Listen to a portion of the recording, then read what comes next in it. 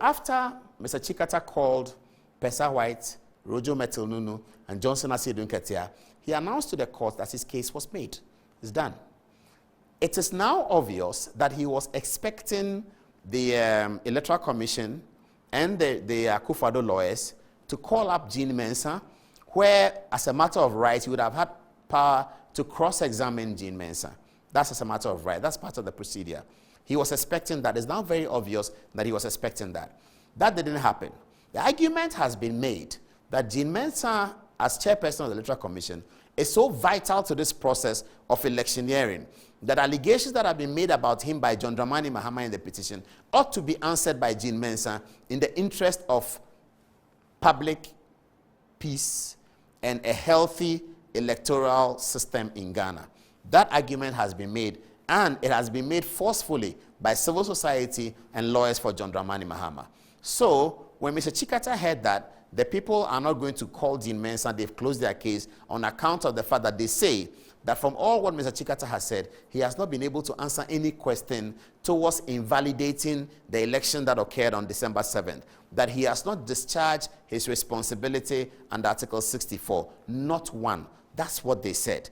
That was their view of the matter. So they told the court that we are not even interested. We don't want to say anything because you have laid out 5 issues for determination in this matter. Mr. Tsikata has not been able to do nothing about the 5 issues. These are the words of the respondents, not our words.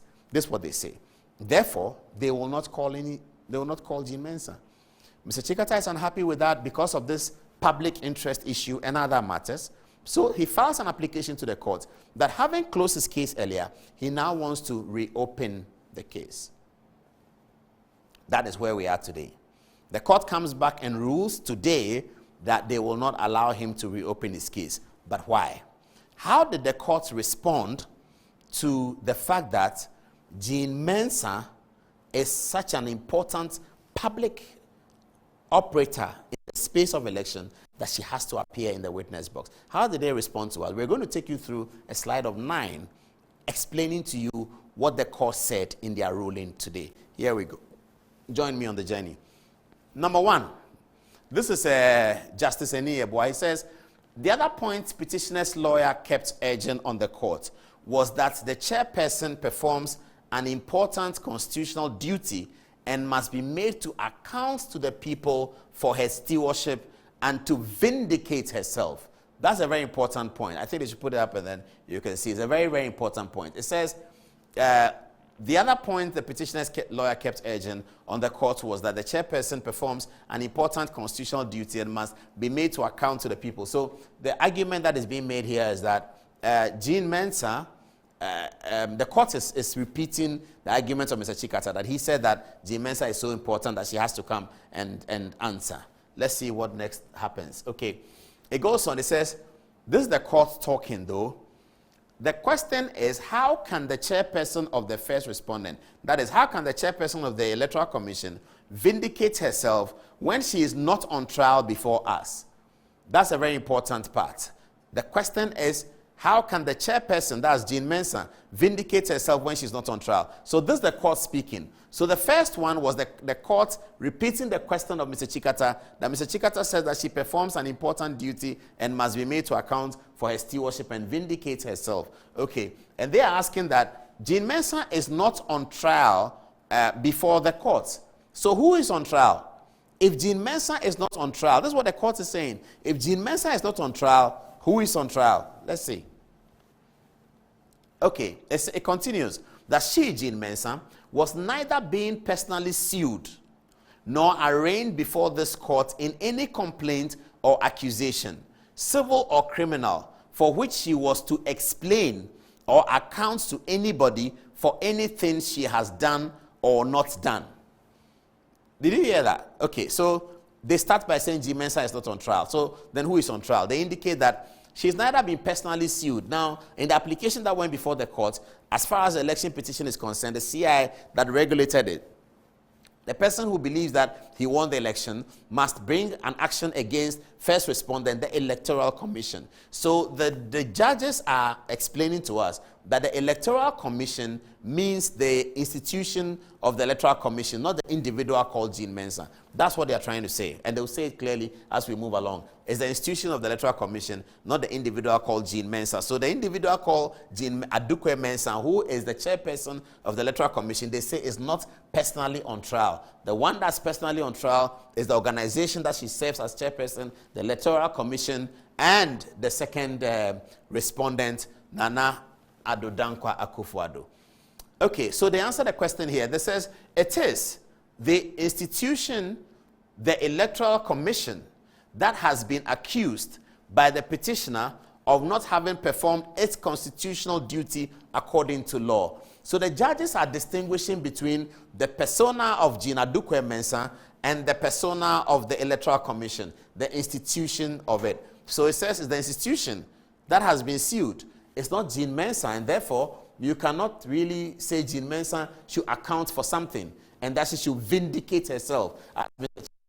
Vindicate herself. You can't say that. Okay. All right, we move on. We continue. Please have a look at this well. Does the petitioner need the personal testimony of the chairperson of, so let me start again. Does John Mahama need the personal testimony of Jean Mensah of the institution sued before he could prove or establish the alleged non-performance of his Electoral Commission's constitutional duty by the first respondent? Okay, I'm getting confused a bit. Why do we do not think so? Okay, so let me start again. Does the petitioner need the personal testimony of the chairperson of the institution sued before he could prove or establish the alleged non-performance of his constitutional duty by the first respondent? We do not think so. What indeed baffles this court is the intimation by counsel for the petitioner that he intends to call the chairperson of the first respondent as an adverse witness. That's the court have said what baffles them. What they mean, they don't understand that. They don't get it. That you have made your case. Now you say that they should call Jean Mensah. And they should call her, and you are going to use her as an adverse witness. Why? Don't you have your case to make? Haven't you made your case already? So let's understand what the court is saying. One, they say that Jean Mensah has not been sued in her personal capacity, therefore they cannot bring her into the court. The one that has been sued is the Electoral Commission, so you can't compel Jean Mensah to come and speak if she doesn't want to speak. Then they are also saying that it baffles them that Mr. Tsikata and his colleagues want to call Jean Mensah as an adverse witness. So let's move on and see what happens next. Okay. The petitioner has not demonstrated, that's President Mahama, has not demonstrated to us in any way that the decision of the respondent not to testify, which was upheld by this court in his ruling of 11 February 2021, has occasioned him any miscarriage of justice. That decision is backed by law, particularly our rules of procedure, case law, and settled practice. This is very, very important. I believe that for lawyers who were listening to the ruling, after they heard this one, they knew that the application had been dismissed. Because this is where the matter turns. When the Supreme Court says this, at this stage, the matter turns. This is the most important part, the pivotal part of the matter where you know that they've taken a left turn or a right turn. This is the critical junction where the Supreme Court turns away from Mr. Tsikata's application. They say that it's the instant case, however. Now, they say this after they give some authorities, which we think we don't want to bore you with. So we've taken aspects of the case. It's not everything. But Mr. Justice Aning Yaboah talks about this after he's discussed a few other matters. He says, in the instant case, however, the respondent decided not to testify, respondent being Jean Mensah, at all. So no situation arises for there to be a need for the petitioner to call further evidence or to clarify anything. Is that what I'm reading? No, sorry. This is what I want to read. Okay. The petitioner has not demonstrated to us in any way that the decision of the respondent not to testify, that the decision of Jean Mensah not to testify, which was upheld by this court in its ruling on 11th February, that decision for Jean Mensah not to testify has occasioned, that Tsatsu Tsikata has not been able to show that Jean Mensah's decision not to testify has occasioned him, Mr. Tsikata and John Mahama, any miscarriage of justice. That decision by Jean Mensah not to testify is backed by law. It's also backed by the rules of procedure. It's also backed by case law and is also backed by settled practice. So the point they are making is that the decision of Jean Mensah not to testify is backed by the rules. She can decide not to testify. It's backed by law. It's backed by case law. That is cases that have happened in the past. And it's also backed by settled practice. That when you look at all of these matters, Jean Mensah has a right to decide that she doesn't want to testify if she believes that the case against her has not been sufficiently made. And they say that Mr. Tsikata has not been able to demonstrate that Jean Mensah not testifying hurts him. He has not been able to show that if Jean Mensah doesn't testify, some grave miscarriage is done to President Mohammed's petition. That's what the court is saying. They are saying that Mr. Tsikata was unable to show that Jean Mensah doesn't testify indicates that some grave injustice had been done. John Mahama has not been able to show that. That's what the court is saying. Let's move on. Okay, it says, in the instant case, however, the respondent decided not to testify at all. So no situation arises for there to be the need for the petitioner to call further or fresh evidence to clarify anything, be it a doubt or a point raised in the testimony of the respondent, since there was none. Okay, let me explain this to you, because we jumped a little bit. We had to take a few things out to get here. No, so the point that the court was making before they actually said this is that they gave instances of cases where people have testified. So an instance where somebody testifies, he's gone, but you want to recall him so that he comes to clarify a few things. It happened in the quality grain matter. I think that the late Professor Mills testified. He was called back to clarify a few things. So they are saying this calling some witness, using your time in the court to call another person's witness. It happens when the person has testified, but after a few days you think he left some things out, or you want some things clarified. You apply to the court to bring him back. So for instance, when Jean Rojo Metil-Nunu testified, after a few days, then you bring him back. Akoto Ampaw can now call that Rojo Metil-Nunu testified. We want to call him back. Because in the normal scheme of things, if Rojo Metil-Nunu must bound the witness box, it must be Mr. Tsikata or Tony Letha calling him, not Akoto Ampaw. But when he has testified and notes have been taken, Akoto Ampaw can apply to the court and say that bring back Rojo Metil-Nunu because we want him to say a few more things. Now the Supreme Court is saying that in the case of Jean Mensah, so they start by saying, in the instant case, however, in the case of Jean Mensah, she has not testified at all. The respondent decided not to testify at all. So no situation arises for there to be the need for the petitioner to call further or fresh evidence to clarify anything, be it a doubt or points raised in the testimony of the respondent, since there was none. So they are saying that Jean Mensah didn't testify at all. He didn't testify. Jean Mensah, what's happening to my computer? Sorry about that. Jean Mensah didn't testify at all, and so no point arises where you have to call her back because she didn't testify. So you can't say, I want to clarify something. So that opportunity, as far as within that regime of the legal procedural court practice, is lost to Mr. Tsikata. Let's move on. Okay. It says, accordingly, in weighing the propriety of reopening proceedings to permit new additional evidence to be led or tendered, the court will typically consider the full broad questions. Number one, will the evidence of it had been presented during the trial have had any influence on the results?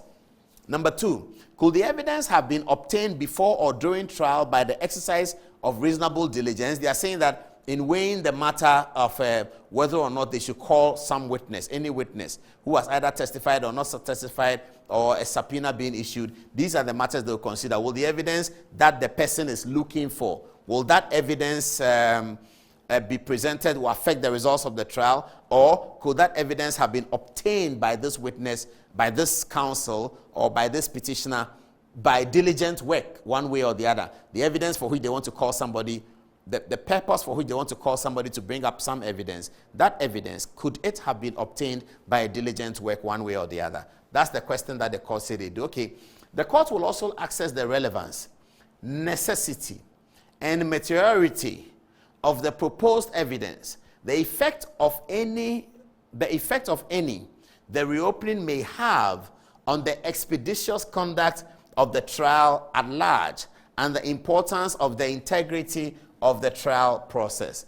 Now, Mr. Tsikata is not going to like this because he's been quarreling with the court over this issue of expeditious trial. And you know that some lawyers don't like that when the judges say, we must finish quickly, we must finish quickly. They don't like that. The Supreme Court emphasized again that the expeditiousness of the trial is also very, very important. And we believe it is. That's the reason why, as a country, we want to move away from 8 months of trial to now 3 months of trial at the maximum. So the court said that it's checking whether this information is relevant, this so-called cross-examination of Jean Mensah, what it's going to bring, whether it's relevant, whether it's necessary, whether it will help anything, and whether it will not have an effect on the expeditious conduct of the trial, and also whether it will be important to sustain the integrity of the trial process. I guess that if you ask NDC lawyers this question, they will answer it in the affirmative as far as the trial is concerned. Let's move on and see what more the judges said. And finally, the judges said they will check whether the other party will be prejudiced if the reopening is allowed, or a miscarriage of justice perpetrated if it is not. Now, this is a very important question. They will check whether the other party, that is the other party, Akoto Ampah & Co., whether they will be prejudiced if the reopening of Mr. Tsikata's case is allowed, or whether a miscarriage of justice would have been occasioned if the reopening is not allowed. So they'll check both. So the court is now leading us to how they came by the decision, how they answered these questions, and how they came by the decision. Okay, so it says that, as we have already indicated in this ruling, supra, the petitioner in this application has not given an inkling of the new or fresh evidence he wants to bring to the fore through the chairperson of the first respondent, and how that evidence could assist the court to do justice in the matters under consideration in this petition. Neither has he disclosed how the evidence will advance the cause of his petition. Now, that's a major question. That's a major conclusion that the court has made. It has told Mr. Tsikata that he has not been able to discharge the burden imposed on him by law. And I'm guessing that it is here that Mr. Tsikata might be looking for a review application to sort of explain himself properly here. The court says that, as we have indicated, they've indicated it, that this petitioner, John Dramani Mahama, and Tsatsu Tsikata, in this application have not given an inkling. That's serious. What they mean, they didn't say even the minutest thing. They didn't say anything at all. They've not given an inkling of the new or fresh evidence that they want to bring to the fore through the chairperson, Jean Mensah, and how that evidence could assist the court to do justice in the matters under consideration in this petition. Neither has Mr. Tsikata disclosed how that evidence will help advance the cause of his petition. So they are saying that Mr. Tsikata has not told us that he wants to call Jean Mensah. Yes, he's told us he wants to call Jean Mensah. But for what reason? How is that going to advance his case? He hasn't told us. He has also not told us the kind of evidence that he wants to take from Jean Mensah. What evidence do you want to take from her? That she announced results that were wrong on December 7th and she corrected it. We know that already. So they are saying that Mr. Tsikata has not been able to tell them the evidence that he wants to take out of Jean Mensah, for which reason he's asking Jean Mensah to mount the witness box for cross-examination. Okay. For the above stated reasons, we find no merit whatsoever in the petitioner's application to reopen his case for the sole purpose of compelling his adversary's intended witness to testify through a subpoena without indicating the sort of evidence he intends to solicit from the said witness and how that evidence is going to help the court in resolving the dispute before us. We accordingly refuse the application and proceed without any hesitation to dismiss the application. Okay, so that's the final bit.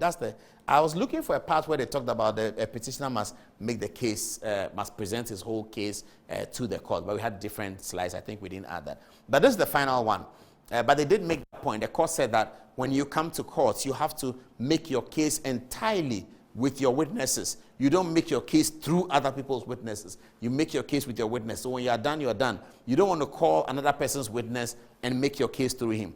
The counter-argument that is being proposed by the people who are thinking along the lines of the petitioner's lawyers is that Jean Mensah is an important player in this whole process and she must be made to account for, as they say, her stewardship and to vindicate herself. When they say you have to vindicate yourself, it means that there's something wrong that you have done, or there's a kind of perception that you have done something wrong. So you have to vindicate yourself.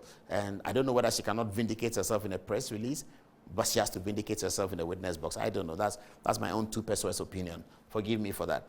So the final thing the court said is, for the above stated reasons, we find no merit whatsoever in the petitioner's application to reopen his case for the sole purpose of compelling his adversary's intended witness to testify through a subpoena without indicating the sort of evidence he intends to solicit from the said witness and how that evidence is going to help the court in resolving the dispute before us. We accordingly refuse and dismiss the application. So now you understand. The Supreme Court, by unanimous 7-0 decision today, told the petitioner's lawyers that they are unable to allow them to reopen their case because, one, they have not demonstrated the kind of evidence they want to use and whether that evidence will assist the court in coming to the final conclusion. They also said they are baffled why the petitioners are insisting that they want to use the witness of the Electoral Commission or the other people, the other party in the matter to make their case. They believe that as far as the law and the practice is concerned,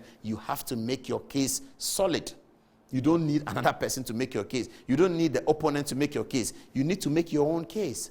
And when you have made your own case, your case is made. So the application has been refused. At the close of the court, however, Mr. Tsikata indicated that he has already filed for a review application of the decision of 11th February. That was the decision where Mr. Tsikata opposed the respondents' decision to close their case, and he lost that by a 7-0. The court said the respondents have the right to close their case, and based on that, he filed this application to reopen his case. That has also failed. It wasn't granted. It is believed that he's going to ask for a review of this matter as well. But the court seems to be keeping with its date. On Thursday, they are going to receive the addresses. I believe they will receive the addresses tomorrow. Wednesday, on Thursday, they will take corrections of the addresses and they will be proceeding to give their ruling in this matter of the second election petition of the Fourth Republic. We'll keep it here. We'll continue to bring you all the details of what happens in court. And a lot of you enjoy it, but some people don't like it. But we are doing our best. Anyway.